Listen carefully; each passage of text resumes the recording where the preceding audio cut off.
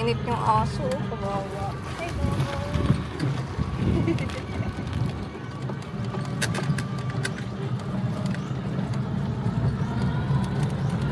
pauwi na tayo.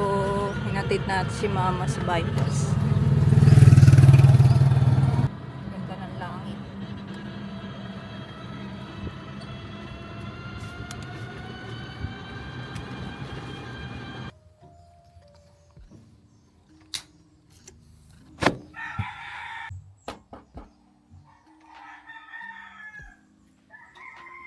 Jocelyn.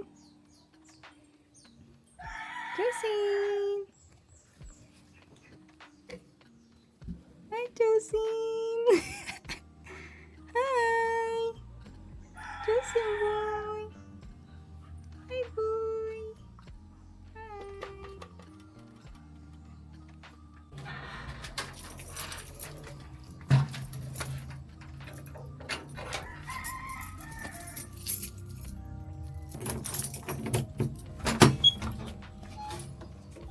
Jocelyn. Hi, Kuskus. Di ako pinansin. Josie, my boy so happy. My boy so happy. Hi. Di ako pinansin ni Kuskus. Ikaw lang pumansin sa akin. Ayun oh. Josie. Alam niya ito yung stash nila eh. Mga treats.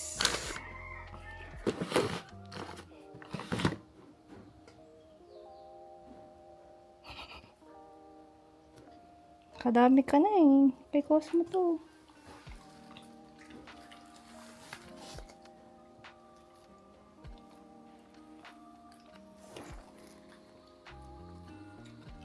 Ito.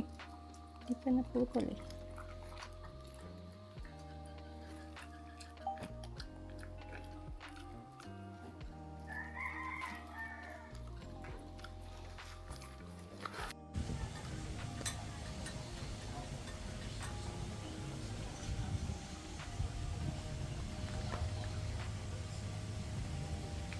Maubos na. Good boy. May umorder sa atin. Ngayon ko lang nakita. Isang magnetic bookmarks. Ito na yun. Gawa na siya. Tapos, 16 pieces ng My Refuge na laminated bookmark. 16 pieces ng Rejoice laminated bookmark. Tsaka In Control. Yan. Ito for pickup na to, nasa labas na. So, ginagawa ko na yung ano nito, tatlo. Ang tag dun. Dito, pakita ko na lang. Yan, yung ganyan. Kasi, ang meron lang tayo for now. Itong iba-iba. Since, puro isang design lang yung in-order niya, kailangan natin gumawa ng isang page. Na puro ganon. So, ang ginawa ko, wait lang, ayusin ko lang. Yan. Ginawa ko lang, ito, galing to sa Canva. Dinesign ko sa Canva, tapos, nilagay ko siya sa Docs. Google Docs lang to. And then, download nyo as PDF document. Pagkatapos nyan, i-convert nyo siya sa JPEG. Para maganda yung quality niya, magiging photo finish. Ganun. Photo quality, hindi yung parang nag-print ka lang ng resume mo, ganun. Yan. Since itong tatlo lang kailangan natin, ito lang yung i-download natin.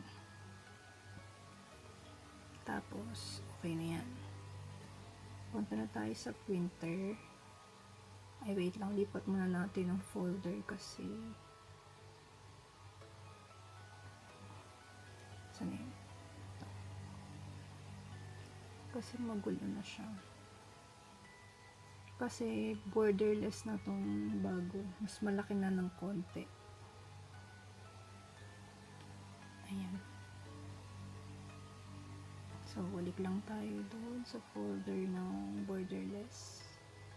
Print natin sila. Ayan, naglagay na rin ako ng paper sa printer natin, tatlo.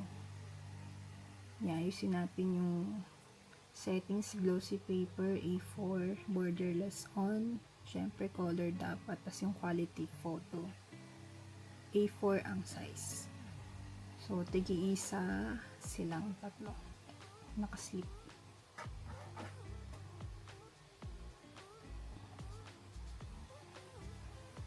Ayun, ready na.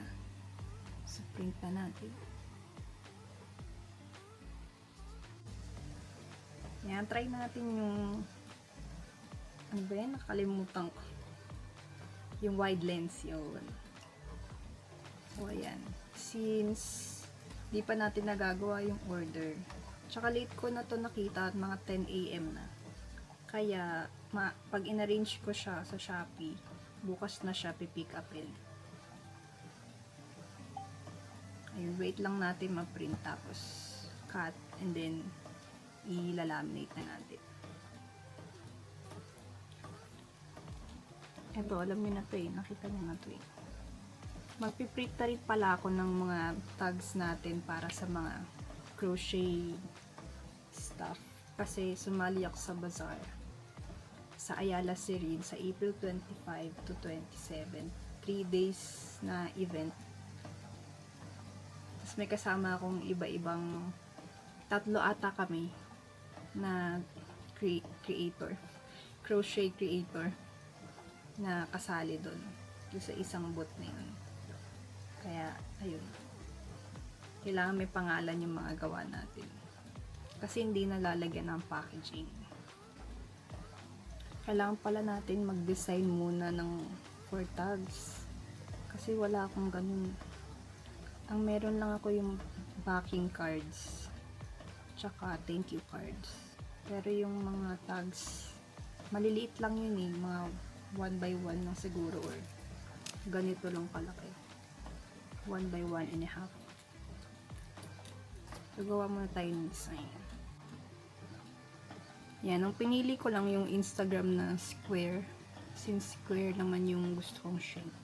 Tapos pwede naman natin siya i-resize sa document kapag ni-layout na natin. Ganyan lang natin ang title. Tapos hanap tayo ng design. Tag.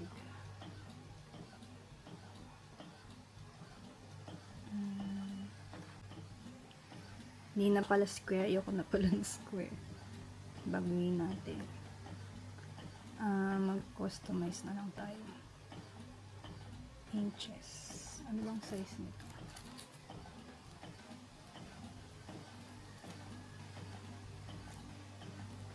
Sige, 1 by 1.5.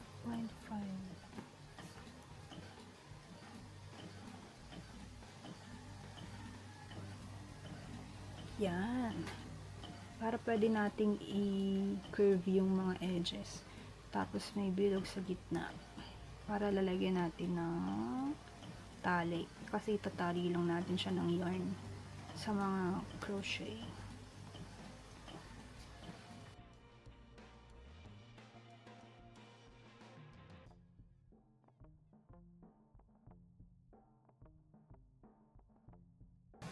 Ito, square lang na may edges na pa-curve. Tapos ito naman, gugupitin ko yung dito. Binago ko lang ng konti yung free na design dito sa Canva. Ayun.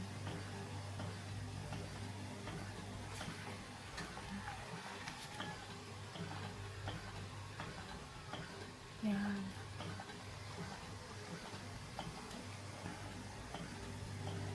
Dalawang design lang siguro. Yan siya, dalawa.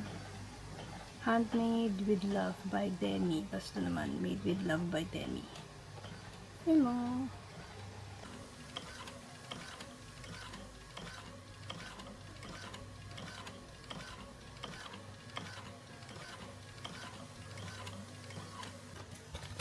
Yan, tapos na. Lagyan naman natin ng logo sa likod. Ganito lang yung gagawin. So, Pag ibabalik niya siya sa tray,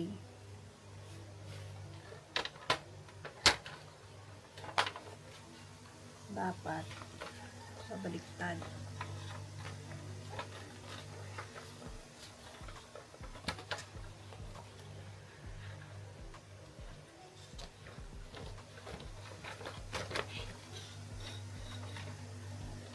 Yan, pag ganyan. Dahil sa likod siya mag-print. Yun, ganun. Easy peasy.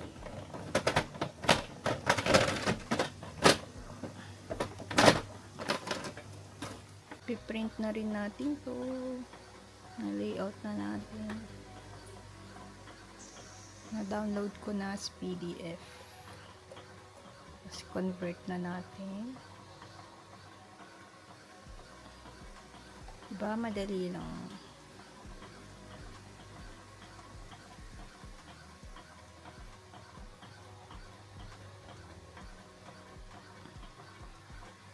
And download. Pag ito yung pindot nyo, magiging ano siya. Tawag dun. Zip. Yun, zip. Kaya pinipindot ko yung individual. May logo na rin. Ay, naging image na siya. So, pag inopen mo, ganyan na siya. Ang ganda ng quality. Parang photo. Kasi nga JPEG. Who you texting? Who you been texting, huh? I'm gonna smoosh up the garlic, not smoosh, smash it.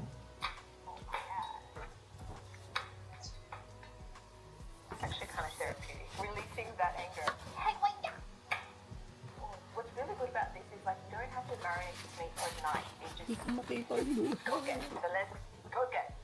Come on. I'll be sharing some of my favorite Filipino recipes that I grew up eating, starting with steak tagalos with black pepper. Marinate them for an hour overnight and slice some red onions, smooth them, and add the such Nice slice of cheese. I'm using a smaller portion to use. Garlic, massage, and actually slice some red onion. Try this now. Kaya pala. Compared to the amount of velvet yarn that I have bought, I just haven't been doing it. I've been doing lots of other things, obviously, as you can see. Like, obviously, I'm still making scrunchies here and there, but like before, I was busting out like 5, 6 scrunchies a day. I'm just doing a few, but my velvet yarn is definitely overflowing everywhere. I ordered too much whenever I was in the scrunchy mood, and then by the time it got here, watch a whole movie, zone out, make scrunchies. Just started this, and it's not even like Mahal kasi. hat yan. Tapos one way What? lang yun. I can feel myself getting the urge Bakit to do like mahal? 10 more of these after we finish. It's just, it's Baka nice. magmura Nice. din yun I love kasi granny stitch. hindi naman Of course, so fast. peak season. This is so cute. Although, like, we gotta see how it turns out. Peak I'm season assuming dito. that it's gonna At turn peak out. season. Kasi summer. But then I'm gonna have to make one in, like, every color. Multiple times. Kaya pala I mahal. like the stripes. It's just, Kasi mahal it's kita. so summer. Picturing summer at a lake, just like sitting out in a Oo, little wala floaty, reaction. like sunbathing. Hindi mo, wala. Yeah. No, that's exactly.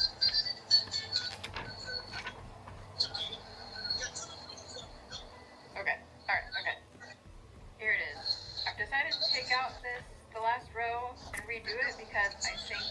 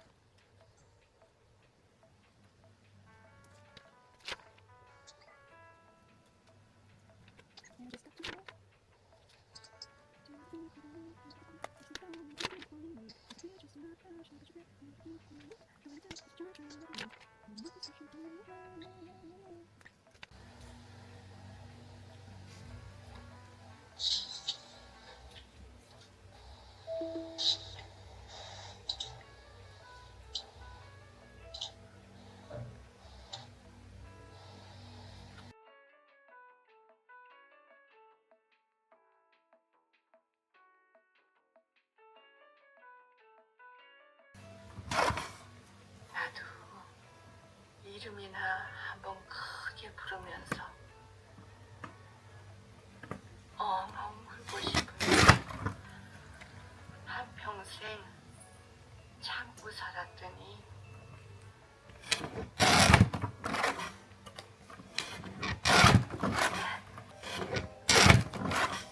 나 혼날 일이 없어.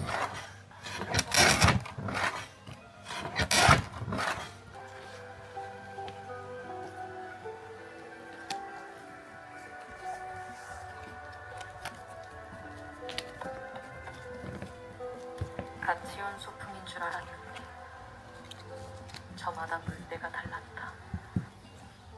썰물 가면 아직 만나는구나. 어떡하자고.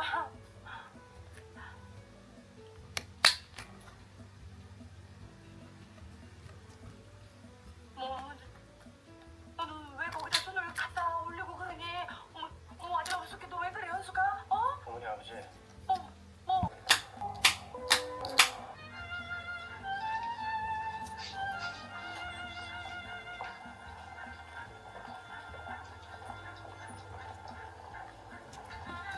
억겁의 인연이 쌓여야 이 생에 한 번 본다는데 3-4번이면 많이 준 거였다.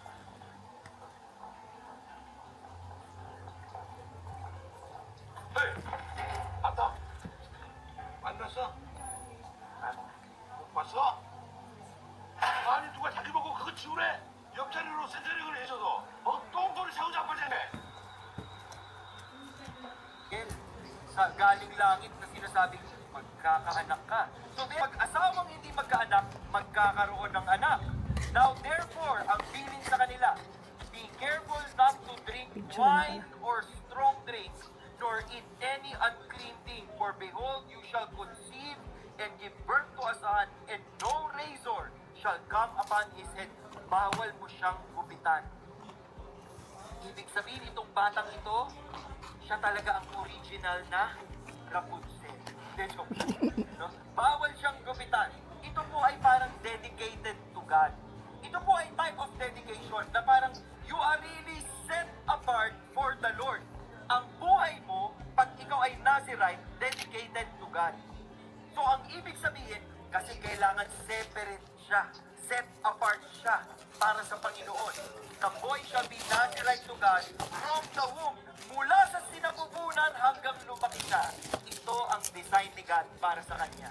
And he shall begin to deliver Israel from the hands of the Philistines. Siya ang makakatalo.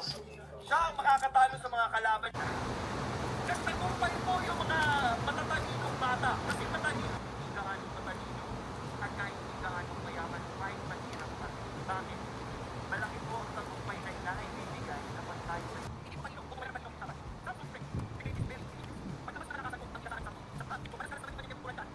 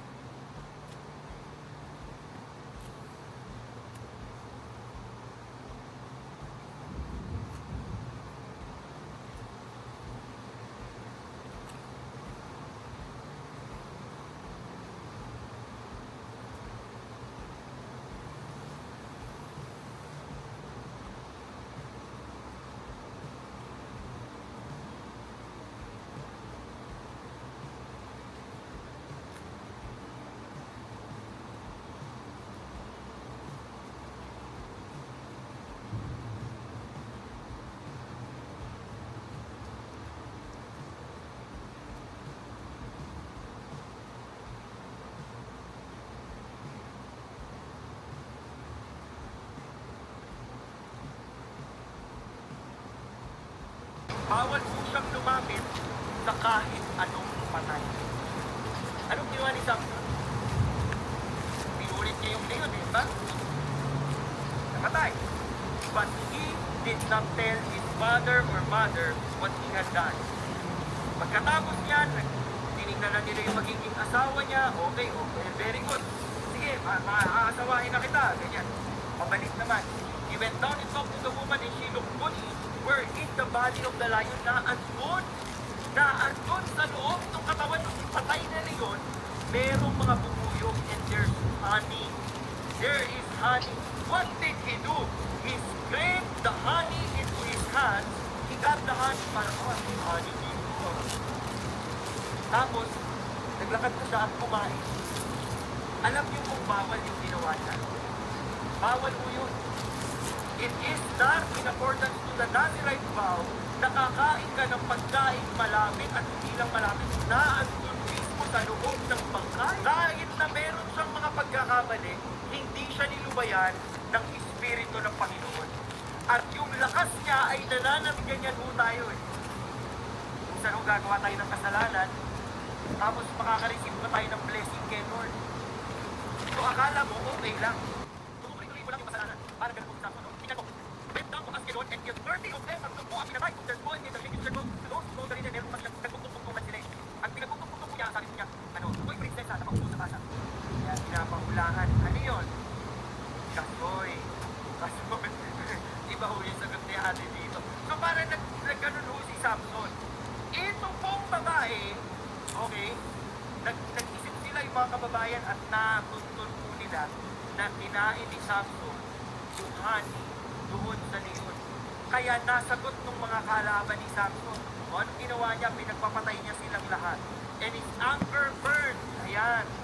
Ako, ito po ang kalimitang nangyayari. Pag kinanta niyo po sa puso, I want you to burn, burn me, baby. Wala akong pipigil. Nagalit na lang siya basta-basta. He went up to his father's house. Ibig sabihin, nilayasan niya yung kanyang asawa at yung kanilang party. Lumayas siya. No? Anong ginawa? Samson's wife was given to his companion who had his friend. Ano ibig sabihin yan? Wala ka na ngayong asawa, Samson. Pinagpapatay mo yung grabe mo. Sinunog. Tapos ano sabi? Sabi ni Basa, nanunog na lang siya. Hindi na niya inisip. Hindi yung mga mawawala ng pagkain. Hindi niya inisip kung anong mararamdaman ng mga tao. Basta siya, balik na kung sa inyo. Susunugin ko lahat. Sabi ko, later, when he came to Egypt, the Philistines shouted as they met him. Kasi nahuli mo siya eh. Nahuli mo siya, tinali mo siya, nahuli.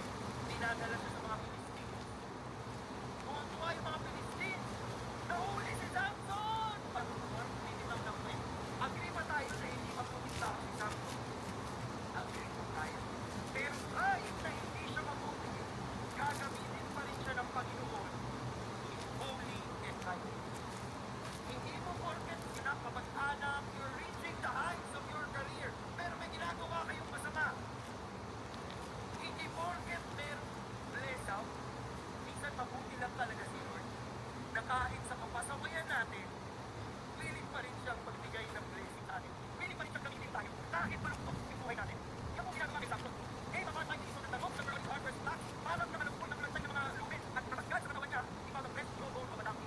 Umamang na naman ang patay sa Samson. Nakita na patay ang asno, kinuha yung lobo ng patay ng 1,000 pesos. Gamit yung asno, yung kumakan. Manina naman. At hindi niya binabantayan yung kanyang weakness.